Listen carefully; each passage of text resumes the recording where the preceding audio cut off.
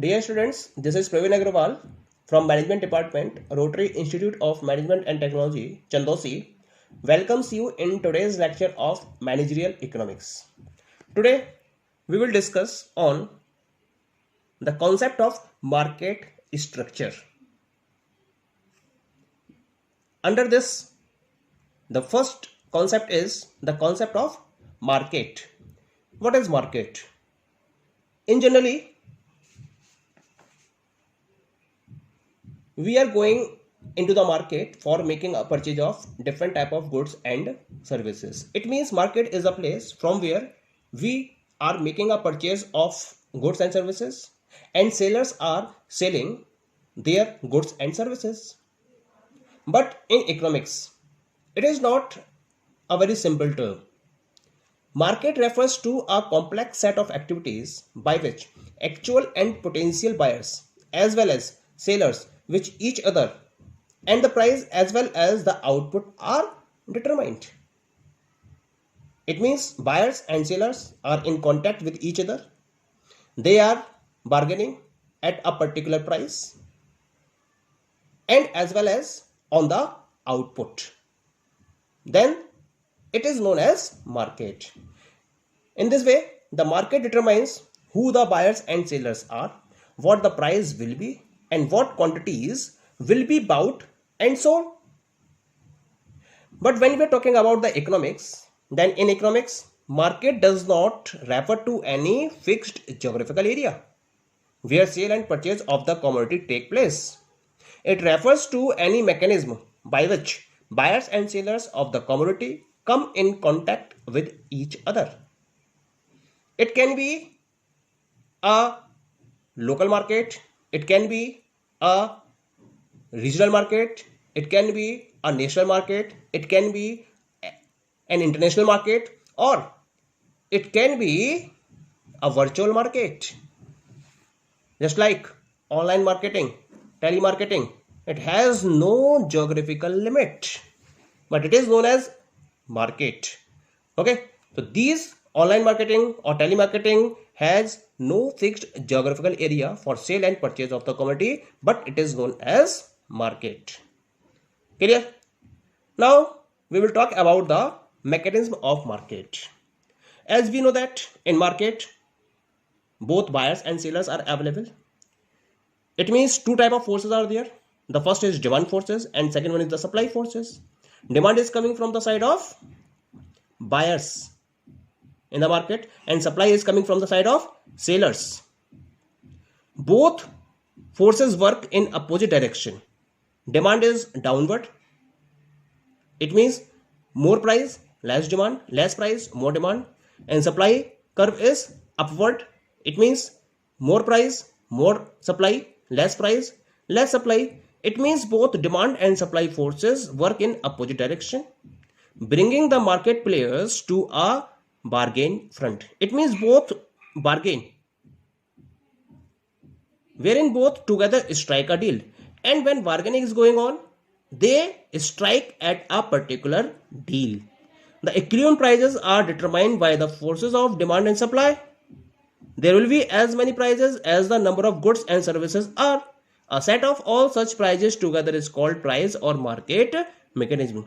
It means that when with the help of demand and supply forces, we are determining a equilibrium price, then the process of determining the equilibrium price for a good is known as the price or market mechanism. The market equilibrium can be obtained graphically with the help of supply and demand forces as follows. Just have a look at the diagram. What we are looking in the diagram. On x-axis we are having the quantity and on y-axis we are having the price.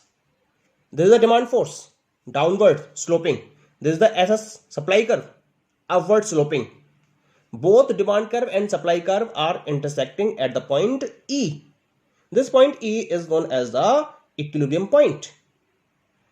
According to this point, the equilibrium output is OQ, or we can say that equilibrium quantity demanded or supplied is equal to OQ and equilibrium price is OP.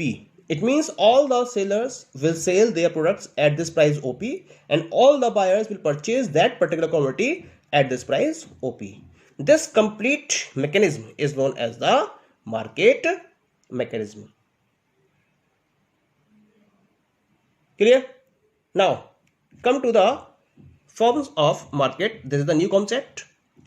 On the competition basis, we can have different type of markets because each and every firm is there to decide the price of its product, and this price output decision of the firms depend on the type of the market in which they operate. On the basis of competition, the economists have broadly classified markets as follows. Here I have classified the market. Just have the look at the classification. Forms of the market: perfectly competitive market, imperfect competitive market. Imperfect competitive market has 4 forms here: monopoly, duopoly, oligopoly, and monopolistic. Monopoly, 1 seller; duopoly, 2 sellers; oligopoly, few sellers; monopolistic, many sellers. It means 2 types of market are there: perfectly competitive market, imperfect competitive market. Imperfect competitive market, 4 types: monopoly, duopoly, oligopoly, and monopolistic. Each of these markets can be discussed as follows. Let us have a look at the first market. This is the perfect competition. What is perfect competition? It is a market where there are large number of buyers and large number of sellers, and each and every seller is selling homogeneous product. What is homogeneous? Homogeneous means identical.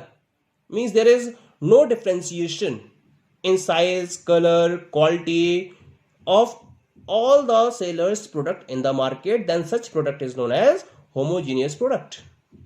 And the price of the product is determined by the market mechanism as discussed earlier. Okay, in the industry, it means market mechanism is there, and on the basis of that market mechanism, the price of the product is decided, and this is the price which is prevailing in the market, and all the firms in the market sell the product at the prevailing price. No one is selling more than this price or less than this price. Okay, now come to the features of perfect competition. Here we are having the main features of perfect competition. Come to the first one. The first one is large number of buyers and sellers. This is the very main feature of perfect competition. It means a perfect competition must have large number of buyers and large number of sellers. Second one is homogeneous product. Each and every seller is producing homogeneous or identical product. It means that when we compare the product of 2 companies or 2 firms, then there is no differentiation in size, quality, or any of the feature. Both are same. Then such products are known as homogeneous product. Third one is free entry and free exit. It means that in perfect market, each and every firm, when it want to come, it want to enter, it can, and when it want to exit, it can. There are no artificial barriers which are created by any of the firm in the perfect market. Next one is absence of government regulations. It means that there is no interruption of government policies in such type of markets. These markets are free from government rules and regulations. Next one is perfect mobility of factors of production. It means that all the factors which are required for the production are perfectly available to such type of firms in the market. Next one is perfect knowledge. Each and every buyer and each and every seller is having perfect knowledge about each other in the market. This is the 6th feature. The last feature is absence of selling and transportation cost. It is supposed that the perfect market is free from selling and transportation cost, because if selling and transportation cost is there, then it will increase the price ratio in different markets of different firms. So there will not be any equality in the price. That's why it is supposed that there is absence of selling and transportation cost. Okay, thank you.